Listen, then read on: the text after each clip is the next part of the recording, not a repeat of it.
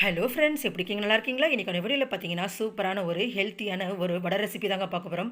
தை அமாவாசைக்காக இந்த நான் வடையை ப்ரிப்பேர் பண்ணியிருக்கேங்க.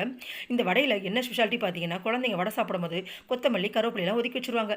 அப்போ ஒதுக்காமல் இருக்கணுமா, அப்போ இந்த வடையில் ஒரு சூப்பரான ஒரு டிப்ஸ் இருக்குங்க. வாங்க எப்படி செய்யலான்னு பார்க்கலாங்க. இந்த வடைக்கு பார்த்தீங்கன்னா முக்கியமான ஹீரோ பார்த்தீங்கன்னா கடலைப்பருப்பு தாங்க. இதை வச்சு வாங்க ஒரு வடை செய்யலாங்க. இப்போ நான் ஒரு கப் அளவுக்கு நான் கடலைப்பருப்பு எடுத்துக்கிறேங்க. இப்போ இது மாதிரி ஒரு அகலமான பாத்திரத்தில் இப்போ நம்ம போட்டுக்கலாங்க. இதில் நம்ம மூழ்கிற அளவுக்கு தண்ணி சேர்த்து ஒரு 2 மணி நேரத்துக்கு ஊற விட்டுருங்க. ஊற விட்டிங்கன்னா அதை நல்லா ஊறினா தாங்க அந்த வடைக்கு டேஸ்ட்டேங்க. இப்போ நல்லா ஊறிடுச்சு. தேவையான பொருட்கள் பார்த்துடலாம். சின்ன வெங்காயம், பச்சை மிளகாய், கருவேப்பிலை, கொத்தமல்லி, அவ்வளோதாங்க. இப்போ பாருங்கள், கடலைப்பருப்பு நல்லா ஊறிடுச்சுங்க.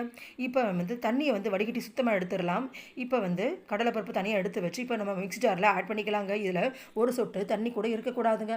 அப்போ தான் இந்த வடையை செய்யும் போது எண்ணெயை ரொம்ப குடிக்காதுங்க. இப்போ கடலைப்பருப்பை சேர்த்தாச்சுங்க. இதில்